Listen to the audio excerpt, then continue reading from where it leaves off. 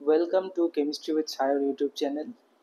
আজকে আমরা একটা নতুন টপিক দেখব, সেটা হচ্ছে ফেনল থেকে অ্যানিসোলের আমরা কনভার্সন কি করে করতে পারি। আমরা উইলিয়ামসন ইথার ইউজ করে ফেনল থেকে অ্যানিসোলের কনভার্সন জানি, কিন্তু একটা ছোট্ট রিয়াকশনের মাধ্যমে ফেনল থেকে অ্যানিসোল এক ধাপে কনভার্ট করা যেতে পারে, সেটা আমরা একটু আজকে দেখে নেব। ফেনলের স্ট্রাকচার বেঞ্জিন রিং, তার সঙ্গে OH, দিস ইজ ফেনল। এর সঙ্গে যদি আমরা CH2N2 এর বিক্রিয়া করাই in presence of dry ether, তাহলে এক ধাপে আমাদের ফেনলটা পরিণত হবে anisole. This is phenol and the product is anisole. এই বিক্রিয়াটা মিথাইল আয়োডাইডের প্রেজেন্সে করলে উইলিয়ামসন ইথার সিনথেসিস বলতাম আমরা, কিন্তু এটা উইলিয়ামসন ইথার সিনথেসিস নয়। কেন নয় বা বিক্রিয়ার মেকানিজমটা কিরকম সেটা আমরা একটু দেখে নেব।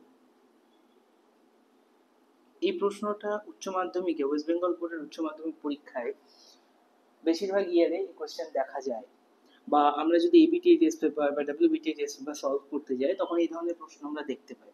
তো মেকানিজমটা কিরকম দেখা যায়। ফেনল আমরা জানি মৃদু আম্লিক চরিত্রের হয়, অর্থাৎ এর যে OH বন্ধনটা সেখান থেকে খুব সহজে H+ সে দিতে পারে। এবার CH2N2 যেটা আমাদের নেওয়া আছে, CH2N2 সিস্টেমের মধ্যে CH2-N2+ এরকম স্ট্রাকচার তৈরি করে থাকে, যেটার নাম হচ্ছে ডায়াজোমিথেন। এটার নাম হচ্ছে ডায়াজোমিথেন।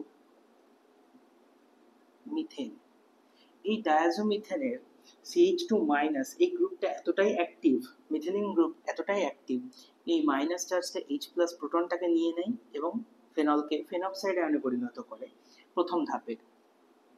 তার ফলে যে প্রোডাক্টটা তৈরি হয় সেটা হচ্ছে ফেনক্সাইড আয়ন প্লাস এটা হয়ে যায় CH3, তার সঙ্গে থেকে যায় N2+। নাইট্রোজেন গ্যাস হিসেবে কখনো পজিটিভ চার্জ বিয়ার করতে পারবে না বা সহ্য করে থাকতে পারবে না, সে সবসময় সিস্টেম থেকে বেরিয়ে যেতে চাইবে, যার ফলে খুব সহজেই একটা SN2 রিয়াকশন এখানে ঘটে, O- CH3 গ্রুপে অ্যাটাক করে এবং নাইট্রোজেনকে খুব ভালো লিভিং গ্রুপ হিসেবে সিস্টেম থেকে বের করে দেয়, -N2। আমরা এভাবে লিখে দেবো কারণ নাইট্রোজেন গ্যাস, সেই জন্য উপরের দিকে অ্যারো দিয়ে দেখাবো, গ্যাস হিসেবে সিস্টেম থেকে নির্গত হয়ে গেল, যার ফলে যে প্রোডাক্টটা তৈরি হলো সেটা হলো OCH3। এটা হলো আমাদের প্রয়োজনীয় প্রোডাক্ট অ্যানিসোল। এটা খুব ইম্পর্টেন্ট একটা রিয়াকশন, যেটা ওয়েস্ট বেঙ্গল বোর্ডে বিভিন্ন ইয়ারে এই কোয়েশ্চেনটা কিন্তু এসেছে। তো এইটা ছিল আজকের আমাদের টপিক। যদি টপিকটা ভালো লেগে থাকে তাহলে লাইক করে দিও, কমেন্ট করো, সাবস্ক্রাইব করে দিও চ্যানেলটা এবং শেয়ার করো বন্ধুদের মধ্যে। Thank you.